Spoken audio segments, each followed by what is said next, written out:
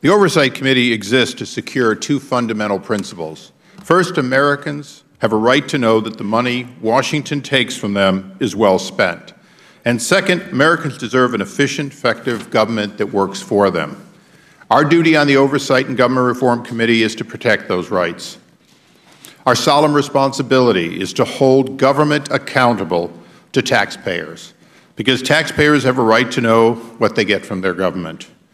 It's our job to work tirelessly in partnership with citizen watchdogs to deliver the facts to the American people and bring genuine reform to the federal bureaucracy. Today's hearing particularly touches on taxpayers and what taxpayers should expect from their government. It continues the committee's investigation into the IRS's inappropriate treatment of groups applying for tax-exempt status. It is now our understanding that some of those groups were 501c3s, groups for whom you receive a tax deduction if you give, and that the vast majority were 501c4s, groups for whom you do not receive a tax deduction for your contribution, but who do not pay the same corporate taxes on that income.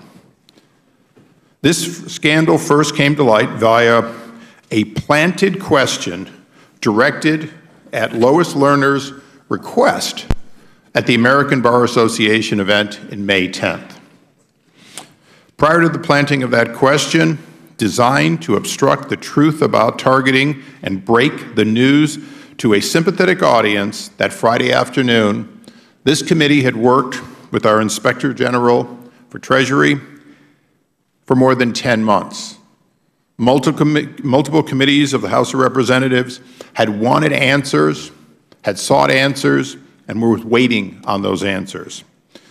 In response to the planted question, Lois Lerner blamed the inappropriate IRS activities of line people in Cincinnati. The IRS hoped we believe the IRS hoped this would make the scandal quickly dissipate.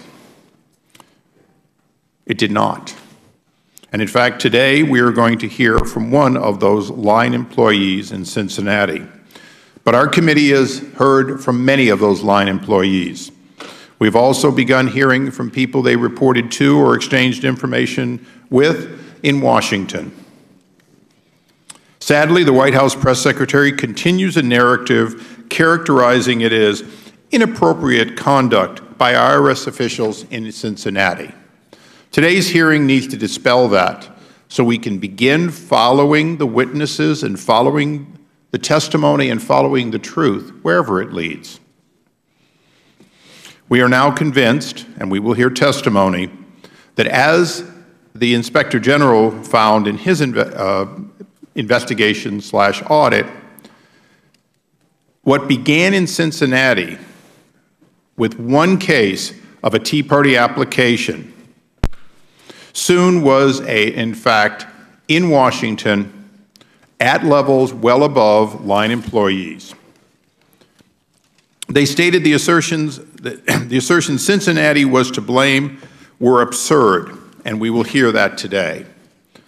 More importantly, it is now understood that these files, these hundreds of files, were in many, many hands, many of whom were not in Cincinnati. As we look for the truth, let us bear in mind that we can debunk many things along the way. We will probably never debunk all accusations, nor should we make accusations unless testimony and evidence takes us there. We can today, I believe, debunk the accusations that Cincinnati was in fact the source, or that it didn't go to Washington, which it clearly did. Particularly when we hear from the Honorable Russell George, the IG who brought us this, and his staff, I think we're going to find out more within the limits of his ability to tell us. I certainly want to make sure that the smear stops here today.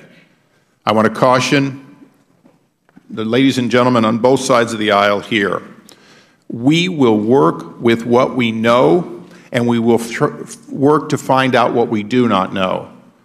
And I, for one, and I hope everyone on both sides of the dais, will reject categorically assumptions for which there is not evidence.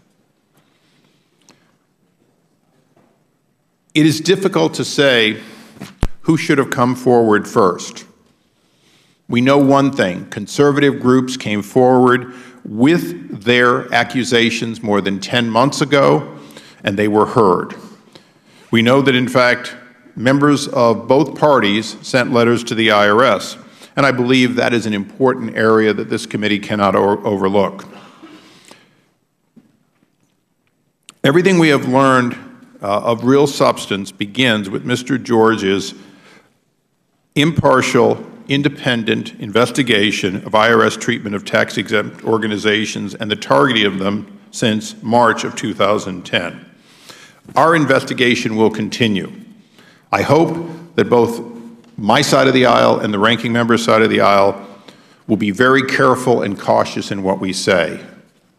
When I say something goes to the office of the counsel of the IRS, that is not to be construed as the office of the President or to the counsel himself. It is important that we understand that words matter, nuances matter, and that we not go one step beyond what we know. What we do know today, and what I believe we're going to hear, is that, in fact, Washington made a catastrophic mistake in taking what would have been, in the ordinary course, an individual, one-by-one application, evaluating them, as Mr. Hull has done for 48 years, accepting them, denying them, or asking for more information, and not looking at them as a group with some sort of special cynicism. That's not what America expects. America does not expect people targeted as groups.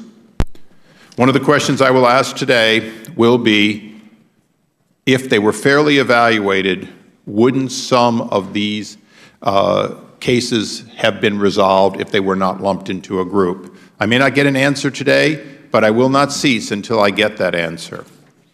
Lastly, there have been accusations leveled against the Inspector General and the work that he has done and his team has done. This committee is the most important place to resolve that. We have oversight over all the Inspector Generals. We control the legislation that created the position, and we take seriously accusations about their independence. We will investigate it, but as of right now, we stand solidly behind the best efforts of all our Inspector Generals. If a credible accusation occurs, we will take it up. Lastly, Mr. Ranking Member, I want to make sure that I make something clear. You're frustrated about 6103 and its interpretation, and you've made that clear. I'm frustrated about it. I believe this committee must ensure that the fair interpretation of this law designed to protect taxpayers' confidential information is in fact not used to re-victimize people who have previously been victimized. And I will work with the ranking member and anyone else to make sure we protect victims from being kept from finding out what actually happened to them, and the public as appropriate. With that, I recognize the ranking member. Thank you very much, Mr. Chairman.